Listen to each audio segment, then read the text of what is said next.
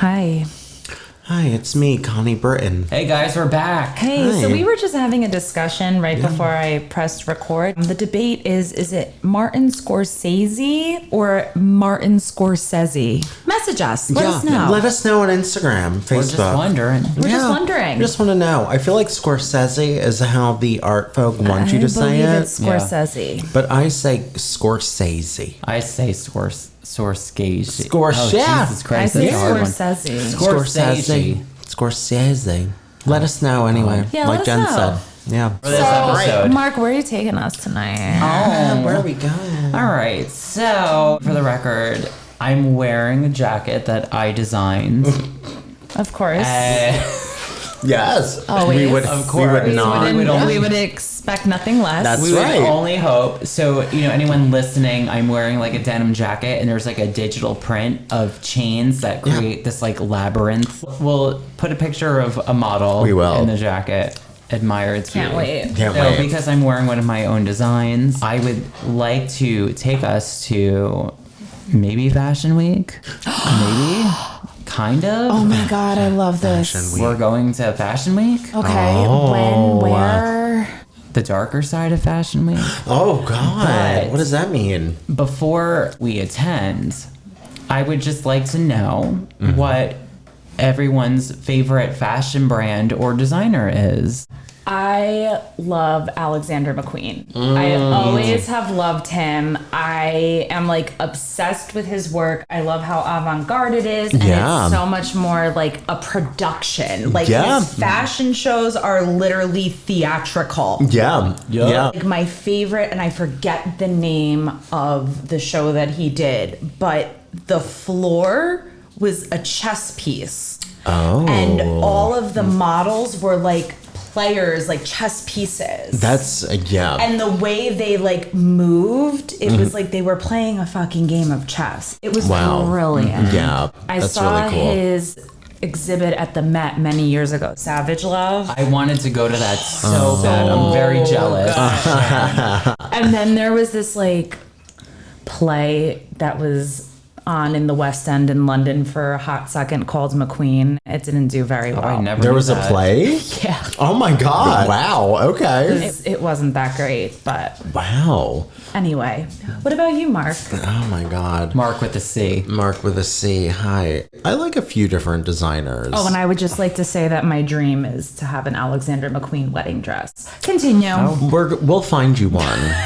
We're gonna find we're you going one. to the outlet. We're gonna going to make the that shit outlet. happen. We can just eBay.com. steal Kate Middleton's dress. There, absolutely. Mark? I think for me, I love a few designers. Maison Margiela, Rick Owens, Dries Van Noten. I like a lot of people who are more weird, like Comme des Garçons, deconstructed, Yes. more emotional, raw, avant-garde, all those things. It speaks to me. I like the uglier things. Yeah. But beautiful. But it's like beautiful at the same time. Exactly. I like things that look like, did it go through a lawnmower? Maybe. But did it cost a lot of money? Maybe. But I bought it at an outlet because I don't go to the full price. I can't afford it. Yeah. The lawnmowers on the runway. Lawnmowers on the runway, lawnmowers on the runway, kitty cat, cat, cat, cat, cat. We're all voguing. If you are Voguing. not listening, I mean watching. I mean watching. I just did a death drop. Yeah, No, yeah. Did you hear it? I wish I Did could. you hear it on the recording? I think for me, Mark and I have a similar aesthetic. We So, do. of course, like the same designers Mark referenced are part of my favorites. Yeah. In terms of brands, I love Balmain because Balmain does like this exaggerated yeah. 1980s shoulder. It's like women, my business favorite. women doing it for The themselves. Kardashians Yeah. wear them a lot. Oh, well, that just... The Kardashians like make it look cheap. Yeah, But I they love, make it Fashion I love Nova. Balmain. And Yeah. in terms of like a specific individual, there's a gentleman named Nicolas Geshkier. He used to design for Balenciaga in like the early 2000s. Amazing, iconic, Hey, Nick. legendary. Hey. Now he's like the women's ready-to-wear creative director Oh. for Louis Vuitton. And he does fabulous work. Oh my Yeah. god. Yeah, he and I does. love Eddie Slimane for Saint Laurent. Yes, Eddie. Eddie, hi Eddie. I Yeah, used to work bonjour. I used to work with Bonjour. Eddie. Bonjour. Yeah, bonjour. many years ago when I worked for Saint Laurent, when Eddie Slane was the creative director, they used to call me Lil Eddie. You have the look. I did. Yeah. 30 pounds ago. So anyways, we're talking about fashion because our topic is about fashion. Okay. But it is Bizarre Buffet. So it's going to have an unusual or dark turn. Oh. So for the topic of this episode, I would like to talk about a trend that's specific fashion designers followed, and this trend was a suicide trend of hanging themselves. Oh my God, Alexander McQueen. Oh, Jen, you. I cracked the case. Did you crack the goddamn case. Jen is, I swear to God, Jen.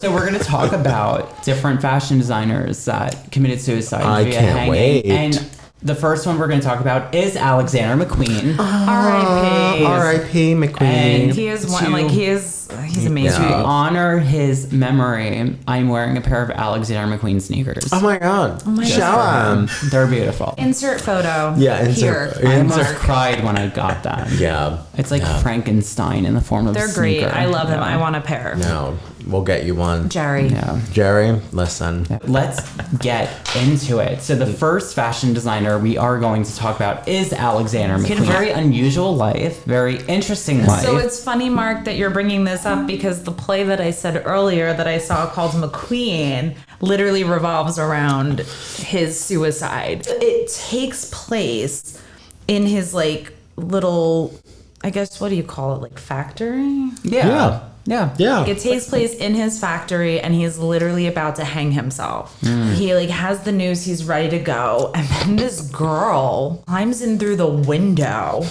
and is like, don't do it. And she's like been like standing in a tree for fucking months watching him because she was obsessed. And then they like go on this weird journey. It got very after school, especially like very quick. I can imagine. And they went on this like journey and he takes her back in time. It was really fucking, yeah. Did she save him? She essentially does save him, but you know what his fate winds up being in the end anyway. She wasn't that effective. No, What's she the wasn't. word? Gratuitous. Yeah. It didn't last long in the UK. He like was able to bang out one more fashion collection. Only thing about it that was really cool was like during scene changes, they had like dancers that were models that were like in McQueen outfits. Oh, like, cool. Kind of like moving around the stage like they were models. With nooses? They must have a high no budget. nooses. No nooses.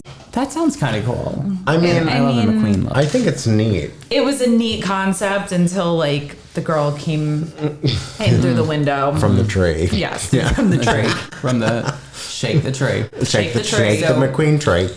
Let's talk about some of these designers. Let's Yeah. shake this McQueen tree. Born Lee Alexander McQueen on March 17th, 1969, and he was found dead February 11th, 2010. We're going to talk a little bit about his life because certain things about his life did influence his design aesthetic, which we all love on Bizarre Buffet. Yes. He was originally a British fashion designer who started his own fashion label in the early 90s. Growing up, his father worked as a taxi driver and his mom was a teacher. Taxi drivers in the UK actually make pretty decent money. Oh, I didn't know They're that. on salary. Okay. Get it. At an early age, Alexander McQueen, or Lee, took an interest in clothing, and he would experiment and design dresses for his three sisters since he was one of 6 children. One of his earliest memories was when he was 3 years old, he decided to draw a dress on the wall.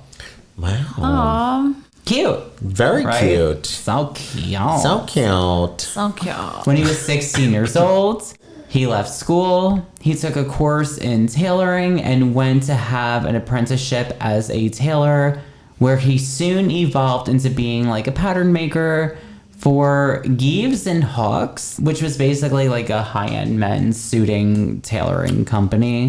Gives and Hawks. And if anyone doesn't know what like pattern making is, it's like the flat shapes that you cut. It's like before the clothing becomes three-dimensional on yeah. you. It's like what its It's original like- form is. It's like a blueprint. Yeah, like an perfect. architectural Yeah, a layout blueprint, for, yeah. for a garment. Yeah. So he like mastered that, which is a fucking pain in the ass. Like I cannot pattern make to save my life. He ended up working for this like high-end, suiting company. And allegedly, while he was working for this high-end company, he constructed blazers for Prince Charles, where he actually sewed obscenities into the lining of the suits. Oh. Allegedly, but it can't be proven. At the age of 20, he ended up attending Central St. Martin's College for Art and Design, where he received an MFA in fashion design, and this was back in 1992. This school is really known for having avant-garde conceptual fashion designers. So a lot of times when you're on like social media or the internet and you see like a weird outfit and it looks like a ceramic condom, it's coming from that school. It's really fun going down a YouTube rabbit hole and just watching his fashion Oh, shows. yeah. There's a lot of great stuff out there. When he graduated the school, he did like a fashion collection upon graduating. The collection was called Jack the Ripper Stalks His Victims, which captured the attention of a fashion socialite by the name of Isabella Blow, who soon began to wear his pieces, creating like a little bit of a buzz for Alexander, and they started a friendship. She was like a person where send a celebrity this thing you designed, and if they That's wear like, it. Well, that's like another memorable moment too, is like at the Met Gala many years ago when Sarah Jessica Parker wore, it was like the tartan. Yep, the tartan plaid. Yeah. Plaid. Yeah, Listen, I know absolutely. my shoe. You do. Yes, girl. Yes. Yes, fashion crew. Jenny McQueen. Jenny McQueen. Because he was, such an artist and a, very specific type of designer, he did struggle with money, and he ended up living in the basement of Blow's house, that fashion socialite. Yeah. By house, it was probably a fucking mansion. He was By basement, it was probably like a whole entire It was probably floor. like an apartment in a basement. Yeah. Like, I highly doubt there was like exposed pipes. I mean, yeah. Just being real here. Putting it out there. While he was living in her quote-unquote basement, he did put together a fashion collection, and it was called Taxi Driver, Oh. inspired by the Martin Scorsese. What? Shut the fuck up. Shut up. Shut up. That's No. such a good Yeah. movie. That's like, oh my God. Jodie Foster me. Yep. Robert De Niro. And let's just talk about Jodie. Talking to me. And we were talking You about how talking to to pronounce me? his last Talking to me. name. We were. And We also, literally- I can't believe that. we need to take a moment Yeah, for this is a sign Because that we should all just go to the Alexander I don't- McQueen store. I don't We even should. know how we started on Buy the Martin something. Scorsese thing. And I then don't remember. And then you inadvertently said your McQueen story. Yeah. So there's a lot of weirdness happening. Well, let's just say I'm glad that I didn't pick this as my topic this week. But also, too, his father was a taxi cab driver. So He was. Wow. there was like And a Mark- little bit of a parallel. So he put together this collection called like Taxi Driver. Which you said inspired by the Scorsese film. Yeah. Unfortunately, he presented the collection on a rack in a small room at the Ritz Hotel. So it was before he had these elaborate productions Right, that we all yeah. know and love. The clothes were stolen. So this What? collection was really never documented. Allegedly, it is said that he sewed his own locks of hair into the clothes I wouldn't to be serve as a surprised. label. That's which so I cool. love. Isn't that so cool? That is really cool. So as time progressed, he gained more and more of a following due to his equally conceptual and controversial fashion collections with titles such as Highland Rape, where models wore clothes that were slashed and torn with spatters of fake blood. Oh. This was supposed to be like an empowering collection because he wanted people to be afraid of the women that was dressed in his clothing. It was kind of misunderstood as misogynistic, Yeah. but that was not his point. So don't come Well, for us. You take risks in art and fashion. Yeah. You do. And we You take definitely do. we take risks at every episode we do. And as Tim Gunn says, make it work. he made it work, girl. Designers make it work. Designers, make it work. So later down the line, he becomes the creative director for Givenchy. Givenchy. We love it. Bonjour. Bonjour. Bonjour. Where his designs were not really well received for the iconic fashion label. He continued on with this line where he had many of these like iconic moments. There was this one moment where a model was wearing this white dress, which was spray painted by a robot. That's one of my favorites. Yeah, that's really So fucking like cool. she's on this like rotating pedestal, and this was like the end of the show, and as she's rotating this like robotic like mechanical arm paint gun thing was just spray painting neon green and black that paint. dress was in the exhibit. Oh, you're so lucky you got to see that. Wow. That's so fucking cool. And they recreated the chessboard. Like you walked into one of the they rooms didn't. that had the Oh chessboard. my God. It was probably one of the best exhibits I've ever been to. That is amazing. Like, really. That's really fucking cool. Another I like love him so much. another iconic moment of his was he did this one fashion show or this runway production, which is one of my favorites, where he had all of the models, like they looked very like psychotic. They were walking around in a glass tank. Yes. Where they were on the outside, there was a mirror and the audience could see into the tank, but the models could not see outside of the tank. That's so interesting. So they couldn't see the audience. And really amazing pieces of clothing came out of that. Aside from like the great, highly conceptual shows that he did, a lot of celebrities wore his pieces, like Bjork, David Bowie, Lady was Gaga. her swan dress McQueen? No, it was not a McQueen dress. I thought it was. No, I forgot the designer, but It wasn't McQueen. It wasn't, but she wore a lot of his work. With McQueen, a lot of his signature look was his dark themes of death and romanticism that was depicted in these very exaggerated silhouettes with really expert level detailing and construction. And you know what though? Like something else is like I love the music selection that went with every single one of his shows. Yeah. It kind of contradicted Yeah. what was being presented.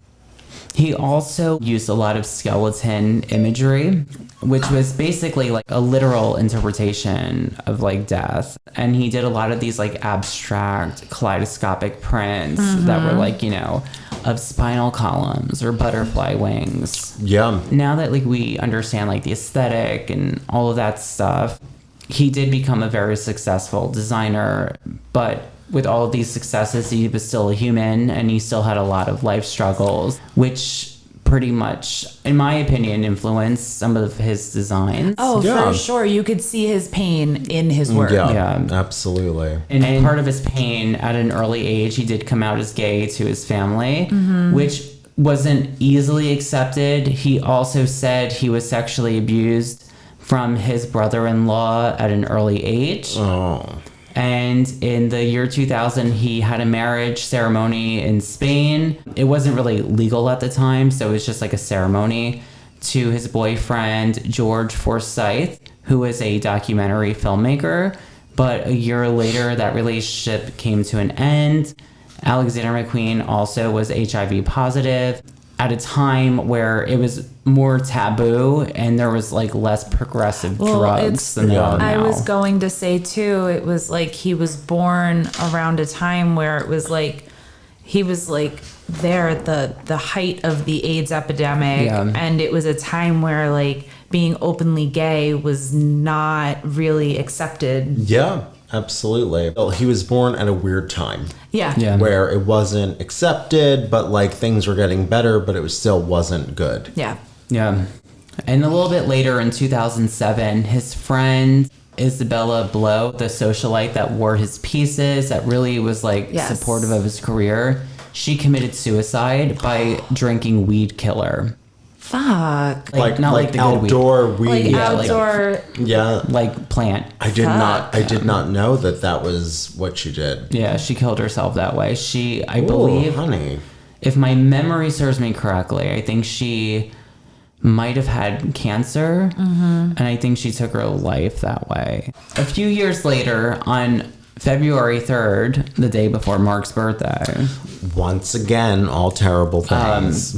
Alexander McQueen lost his mother, which he was really close with. 8 days after the death of his mother, Alexander McQueen was found dead on February 11th from his housekeeper. He'd hung himself in his closet. or wardrobe or Yeah, whatever mansions have. whatever, an entire room dedicated to beautiful clothes. Yeah. Friends of his say that around the time of his death, he was heavily involved with drugs. He also battled anxiety and depressive disorder, where he actually had 2 suicide attempts by drug overdose, both in May and July of 2009. One really interesting thing that happened after his death was a conceptual art piece was made by a woman named Tina Gorjanik, to which she made quote unquote human leather from, it was basically pig leather / McQueen's DNA cells that she had somehow acquired from one of his earlier fashion collections, because he used to put pieces of like himself. So she in the grew collections. this pig leather in. Wouldn't he also like put like pieces of his like like his own clothing into his? I'm sure he did. Yeah, I'm sure. That sounds like it would be a thing. Yeah. But she like made this leather that was grown in a lab that was eventually tanned and tattooed, because he had tattoos as well. Oh, they replicated the tattoo. They replicated the Wow. tattoos on this shit. leather. It was designed to look like his skin.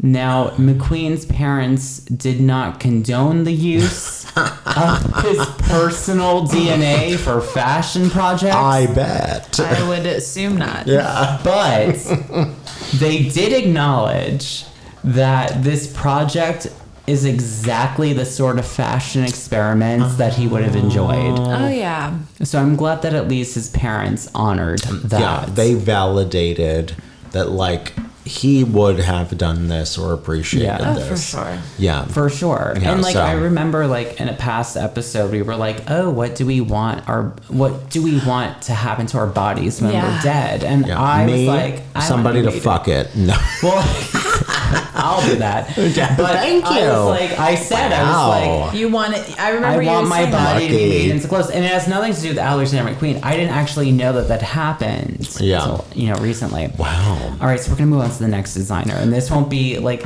McQueen is such a like Yeah, he's big. Yeah. thing. You could do an entire episode Oh, on yeah. his life. You Well, could do an everything. entire season. Yeah. Yeah. Well, I can tell you that segment that you just did was better than the McQueen HBO documentary that we Which watched. I actually, It was awful. I'm gonna put that out there. Go I still ahead. haven't seen that because I feel like I would get too emotional. Well, you know what? You might feel annoyed instead of emotional. Really? Okay. Yeah. I still like. I remember when it came out, and I just was like, I feel like it's like the same with like the Amy Winehouse documentary, which I still have not watched. Are we ready for the next designer? Yeah, Ready. what was that? All right. The next designer that we're going to talk about is Loren Scott. She killed herself in 2014. Just a little background about her. Loren Scott was born in April of 1968. She died March 2014. Loren Scott was an American model originally. She was a fashion designer and a stylist. Her original name was Laura Bambrough.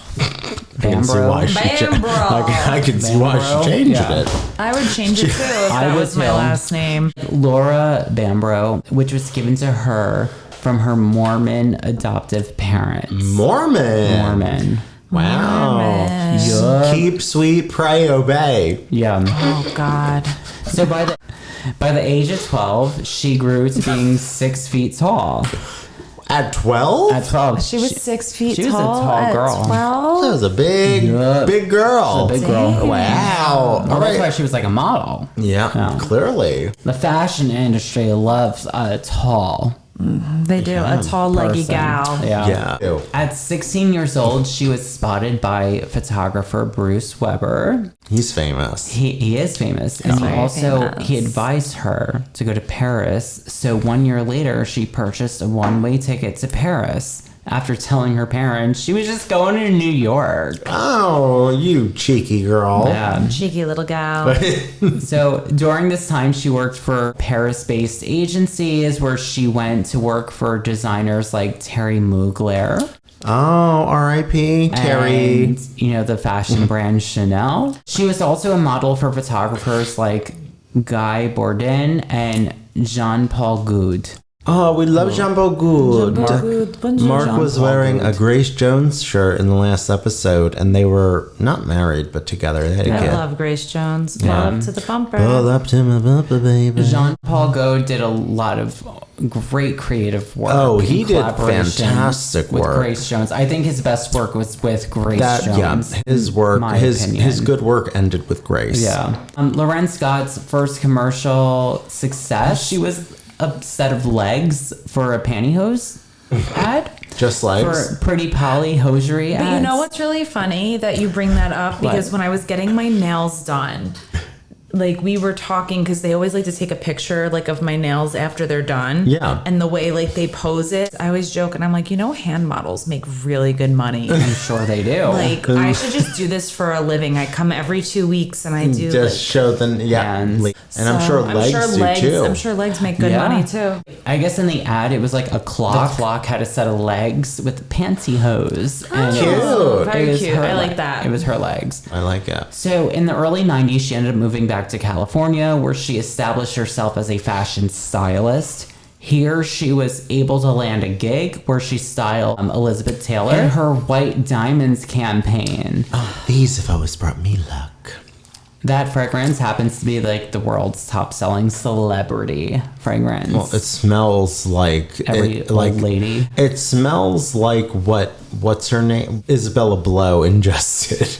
Oh, it smells like weed killer? Yes. I'm sure it does. I'm sorry. Oh my God. She also designed clothing for the remake of this French film called Diabolique. Oh, really? The Sharon Stone one? Sharon Stone one. Oh, shit. Sharon Stone and I had a moment. Say what?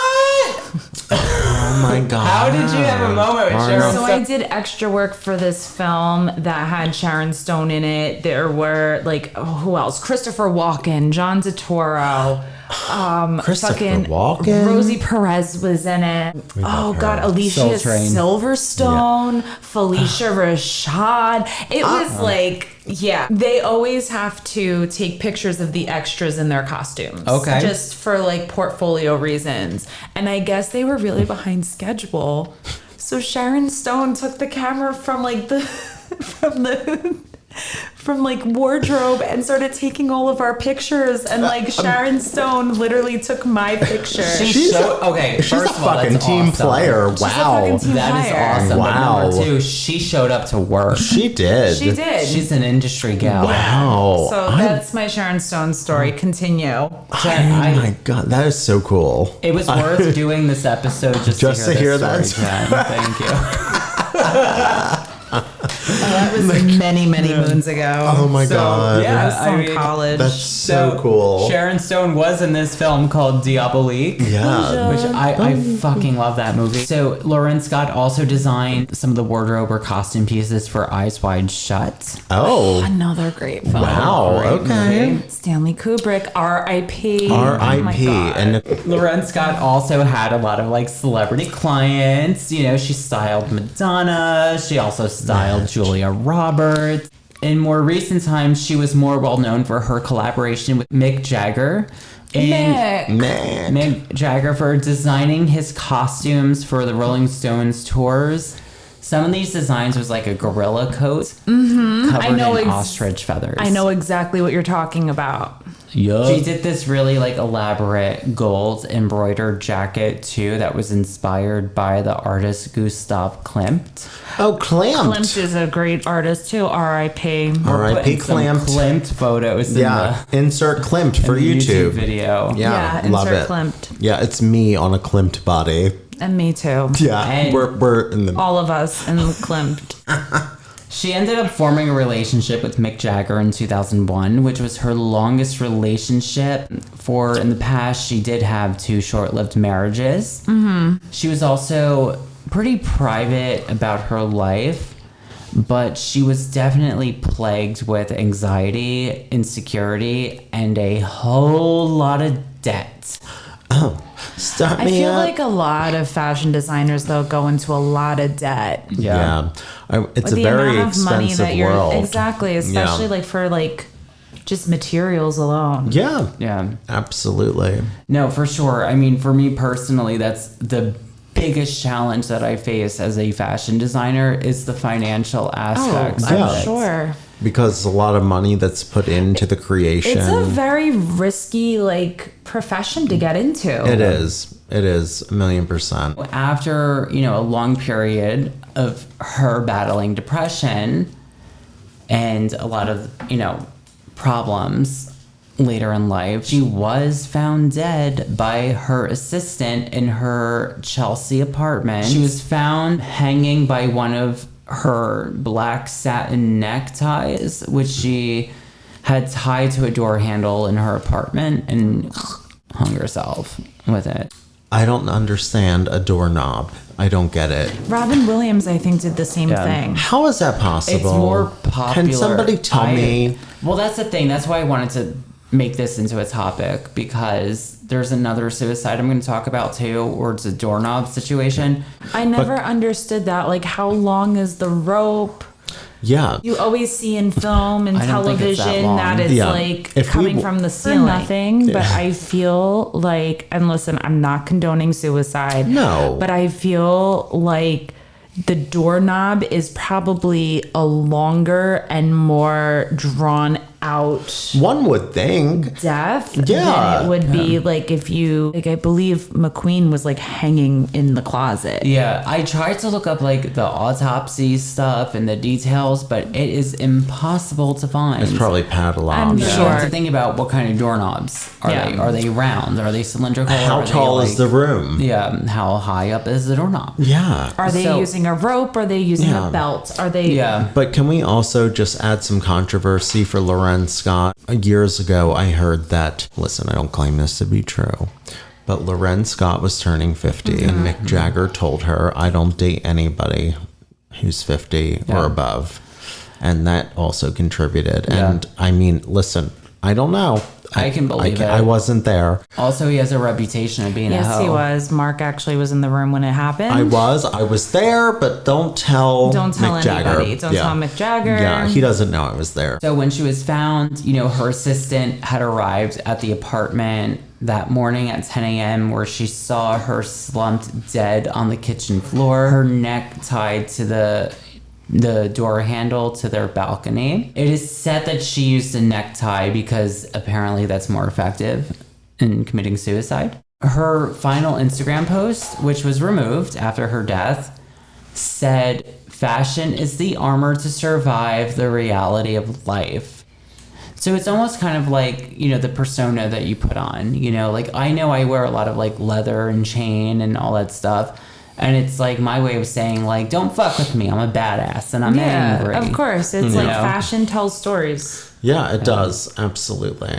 You can tell a lot by just looking at how somebody dresses and somebody puts themselves together. Yeah. This is debatable, but at the time her company was going bankrupt and allegedly her and Mick Jagger's romantic relationship was coming to an end. Like you said. Mark was in the room when it happened, everybody. I was there. I was under the bed and I was going, stop me up.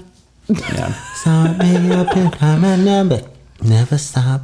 But he's Never like, stop. he's old as fuck. So He is. He's like 75. But he's now. Like, ran who through is he- women. Jerry Hall. Who is he to say? Who was like, he to you're too say old? that Jerry Hall wasn't good enough? Let me tell you something. I wouldn't fuck him when he was younger, and I wouldn't fuck him when he was older. That man is ugly Yeah. as fuck. Yeah, and he I remains would that. only screw him for his money. I mean, The yeah, end. absolutely. That man is ugly. Yeah. Here's one really fucking weird thing about her death. Oh, tell Okay, us. this is really We eerie. need it. So the most eerie thing about her death was a Facebook/Twitter post, which was posted just a few hours after her death. Oh. It should also be noted that her posts were on a schedule. She kind of Scheduled like posts. scheduled them Scheduled ahead of posts. time. I schedule them sometimes to preserve I think a a lot of Yeah. influencers do that too. Call back to our last episode, Yeah. Courtney Clenny. Courtney Clenny. Jesus cross and boobs. Yeah. I didn't do nothing. Cuban food. So her, so her posts were scheduled. The last post that was like scheduled that they had to remove is really weird. It's a photo. It's quite an unusual coincidence considering the circumstances of her death. Oh boy. In this post, we see a tree in a very dark forest, and it's brightly illuminated. From this tree, multiple dresses are suspended by hangers from multiple tree branches. Were they her dresses? Almost looking like hanging bodies. I don't know if they were her dresses. I'm going to assume yes. Okay. But the dresses look like hanging bodies that were lynched. After the post, They look like hanging prom gowns off of like, it looks like the Disney princesses in a tree. Yeah, but I can see the connection. Yeah. It looks like hanging. It's a very interesting photo. So if you're listening, we do have a YouTube channel, so we're gonna post and the the photo will be listed. It's very bizarre. It is. And a lot of her followers were upset by the image because it looks like bodies hanging from a tree, and she died by strangulation.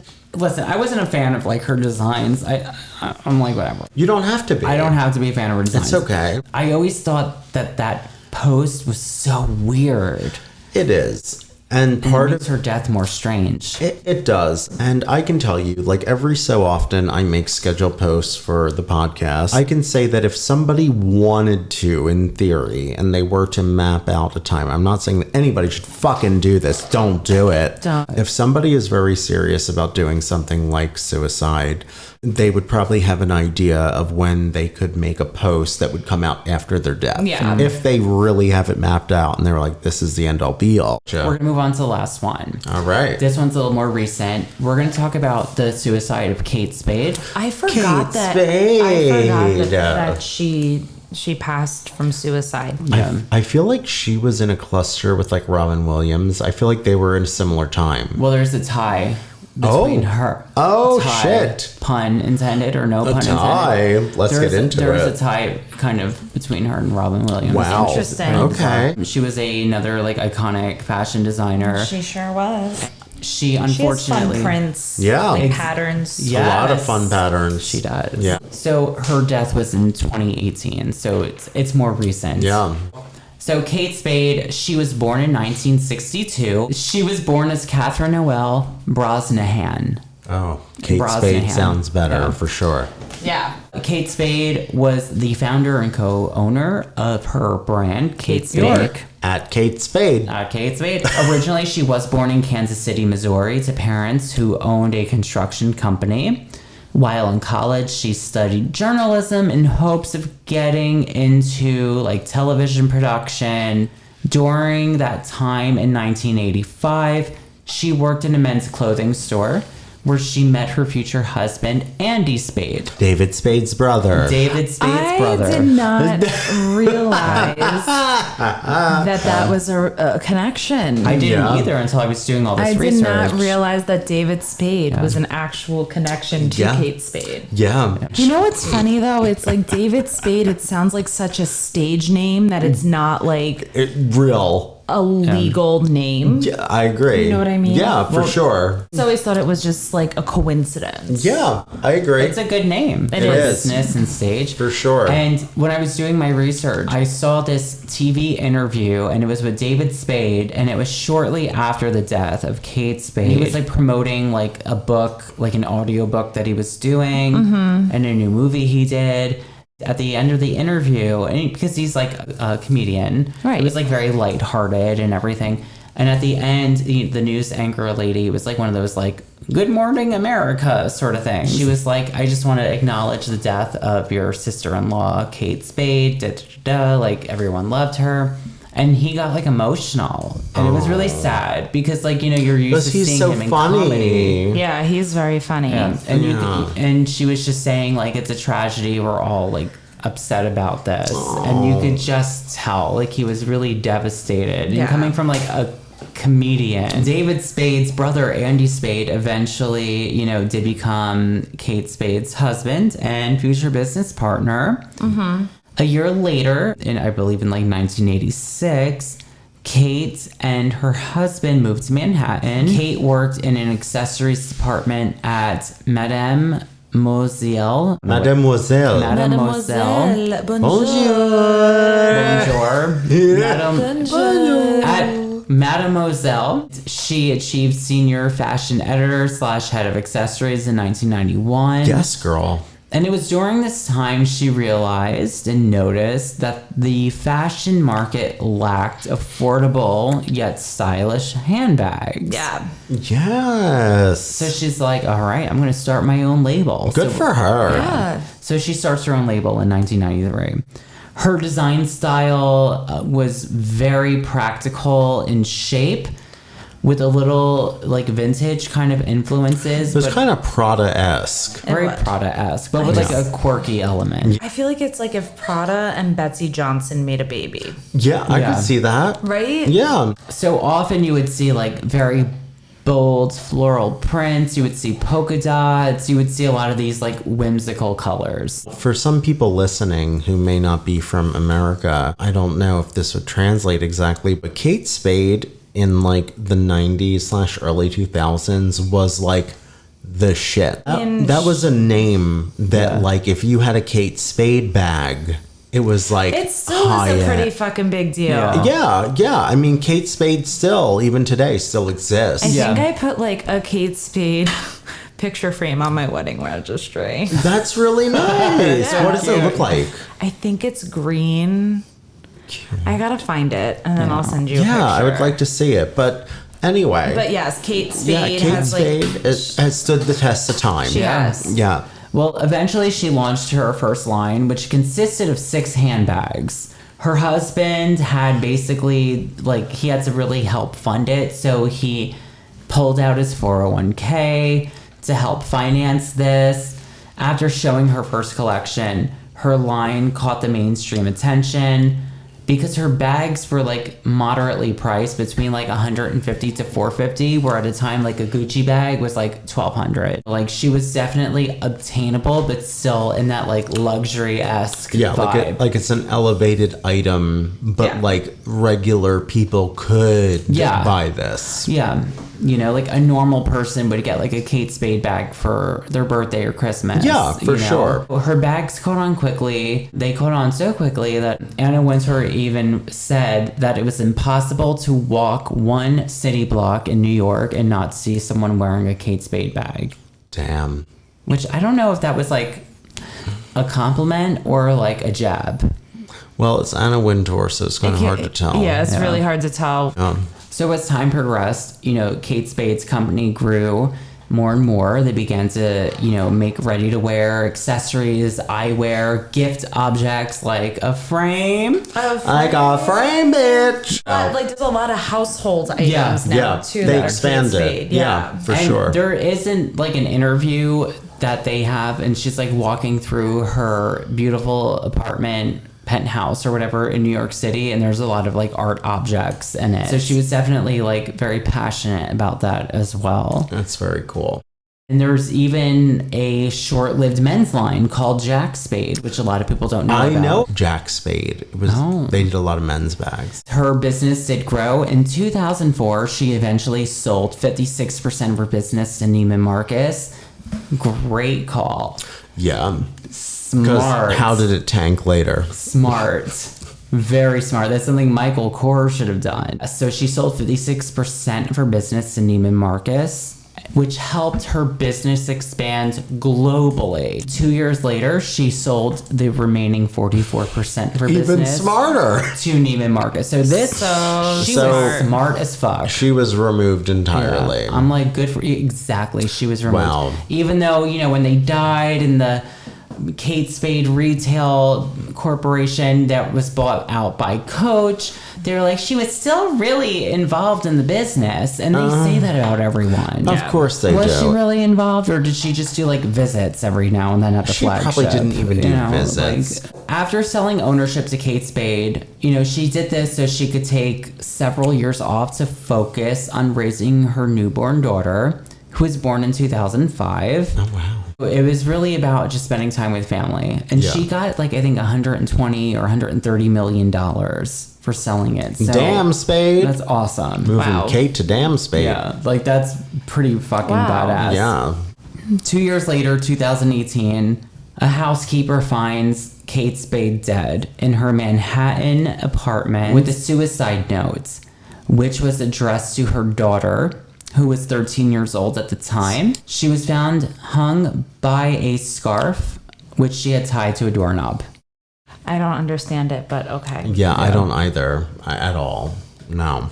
And to be more, gruesome and morbid, the suicide note, it said that she loved her daughter and that it was not her daughter's fault. And then she told her daughter to, quote unquote, ask daddy. So at that time, her and her husband were separated. They were not living together. Her husband stated that Kate suffered from both depression and anxiety for many years. She was actively seeking help with doctors to treat her disease. He also mentions that they were in touch the night before her death, and she seemed completely happy and normal, which I feel like is a common theme in a lot of suicide that's situations. also a thing too. Yeah. It's like a lot of times people with depression, it's I have depression and like it ebbs and it flows. Like there are days where it's like you can be like on a high and life is amazing, and then the next day it's like you feel worthless. Yeah, absolutely. I've had experience with the same thing. So it's like I always get annoyed when people are like, well, everything was fine the day before, but that was yesterday. Well, exactly. Today's a new day. Yeah, Correct. and it's like, and if this woman suffered with this for a very long time, Exactly. Like so that shit always pisses me off with suicides, and people are like, well, everything was fine. Yeah. Exactly. It's easy for someone who's never dealt with depression or anxiety to be like, oh yeah, everything was fine. Yeah, you look fine. You look fine. You don't seem sad. You don't seem sad. Yeah. All those bullshit fucking responses that people love. Yeah. Fucking hate that shit. After her death, her sister, spoke to the Daily Mail and other news publications, mentioning that Kate was bipolar and also obsessed with Robin Williams' suicide. Oh, shut up. Yeah. But you know what though? Oh, boy. If you were to ask me a celebrity death that you're still not over, for me it's Robin Williams. So do you think it could have been the same for her? It could have been. I just find it it's very hard for me to watch his movies. Yeah. Still to this day. Yeah, I get it. Well, when I was doing my research for this, I went down so many of these fucking rabbit holes, and that's why it took me so long to put this episode together. There was a psychologist who analyzed interview footage of celebrities that killed themselves. Interesting. One of them being Robin Williams, and he said that a lot of people that deal with anxiety and depression make great comedians because they're projecting that onto themselves, they're deflecting. Yeah. And it makes perfect sense. And he also did Kate Spade as well, and he was talking about how in some of her interviews later in life, she starts to close her eyes for longer periods of time during her responses. Wow. And that from his angle, that is an indicator that her closing her eyes for extended periods of time meant that she did not want to be present in that situation. Yeah. Which was a red flag for him. Absolutely. Yeah, I could see that. But then also I could also be like, well, maybe her fucking eyes were dry that day. You don't really know. I know, but Exactly. there's a million. But these sorts of situations do make you think about They things do. and Of course. look deeper into everything. Yeah, of course. To close up the Kate Spade saga, her sister said that Kate was self-medicating with alcohol and didn't want to seek help for it could quote unquote damage her brand. And her brand was very much happy-go-lucky. Take that with a grain of salt. The rest of the family disagreed with this one sister that came out of the woodwork. Could that be a possibility? Of course it Yeah. could be. I But mean, it she always didn't even could own be. the brand anymore. And I don't Yeah. think anybody would know Kate Spade walking down the street and be like, oh, Kate Spade, the handbags. I highly doubt it. But anyway. So to close this episode out, for me, these stories, they always kind of stuck with me because I found it very unusual that 3 highly successful fashion designers all chose the same methods for suicide. You know, it's sad that they killed themselves, but it's even sadder that they did it by hanging and strangulation. I feel like that's not like an easy way to go. Thinking about this, it makes me wonder, you know, is there any meaning behind it? You know, why did they all choose this method of suicide? Is it just because it's convenient and effective, or was there something deeper to it? And I also feel that with like Alexander McQueen, all of his designs was basically a warning sign leading up to his suicide. It definitely, it was. Like I said earlier, like you could see his pain through his work. Yeah. Absolutely. And on the contrary, if you look at Loren Scott and Kate Spade, their design aesthetic was the complete polar opposite. It was. It's very whimsical and safe and commercial. So I just wonder, like, with these specific designers, why was it strangulation that they chose? And I do know that there are a lot of other fashion designers that have committed suicide aside from just them, but these are like the three high profile ones, and the three that they all did it in very similar ways, and I think that's very bizarre. Oh yeah, it is. I think in the case of Alexander McQueen, like his particularly was a reflection of his depression and you know, various things that he was working through emotionally, mentally. But I think in terms of Kate Spade and Loren Scott, who are people who aren't doing things about corpses and skeletons, you know, they're an example of people who are essentially like the people who mask. Right. Yeah. Right? The people who are like, I'm fine, but meanwhile, they're the people who are suffering the most. Yeah. So I think in terms of like the strangulation method, I don't know where or why, because I feel like all three examples are perfect examples of people who could have depression and different illnesses. So, you know, it's interesting. it is. Did they all kill themselves with one of their brand items? I wonder God, that. Mark. I don't think. I mean, listen. Never know. I'm wondering. I think Loren Scott did. Really? Yeah. I heard Kate Spade. I thought I heard. Don't quote me on this. It would make but- sense. Well, you It's were in probably the like room polka when dot. Mick Jagger told And Loren Scott I was when that he told her. doesn't date anyone over 50. I was, and then at the same time, when Kate Spade sold the remaining share of her company, Kate Spade Inc., trademark, You were also there. I was also there for that. You were also in the basement that Alexander McQueen lived in. I went with Isabella Blow. Yes. Exactly. Exactly. You were there. But she did. But it's funny because Isabella Blow was a quote unquote fashion icon, but she used weed killer rather than strangulation. Yeah, that has nothing to do with fashion. Very interesting. That has Very to do with killing interesting, though, weeds. that all three decided to hang themselves. Wow. Well, Very interesting coincidence. That was Very. very good, Mark. yeah. Thank That you. was great. That was great. And you know, anytime we talk about suicide, we tell everyone like, Yeah. don't do it. Call. Yeah, seriously. Call the It suicide is. hotline. Yeah. We are not encouraging suicide. If you're thinking about it, call 988. For the love of God, do it. So in the meantime, go on patreon.com/bizarre buffet. You can. You absolutely can, because you should live and thrive and help us. You subscribing to Patreon helps us be able to provide you with Yeah, content. It don't does. you want some awesome content You can week subscribe. after week from us? I Like, know. Obviously. Week after week, we're out here. Subscribing on Trickin'. our Patreon, you will get a handmade pin from Bizarre Buffet. Sir, if you go to the highest level tier, you get blindfolded drawings. You get a bunch of shit, You get so okay? much awesome shit. check Yeah, out why our don't you just website. do it because you love Our us? website breaks it down, bizarrebuffet.com. There you Yeah. go. Instagram at Bizarre Buffet. Facebook at Bizarre Buffet. Just love us. Just love us. Love Show on your us. support. Share Yeah. our videos, or else we're going to Loren Scott ourselves. Yeah. On YouTube and on audio. Also, I'm a fashion designer myself, and if you don't want me to hang myself, follow me on Instagram. Yeah, at Mark Torriello. Until next time, I'm not over 50, and Mick Jagger would date me. And I'm the bed that Mark hid under while he listened to that conversation that Mick Jagger had with Loren Scott. I'm Mark Torriello because I'm the fashion designer. Yes. Too Yes. selfish to commit suicide. Yeah. There you go. Say Be that. too selfish. Don't commit suicide. Start me up with the Rolling Stones.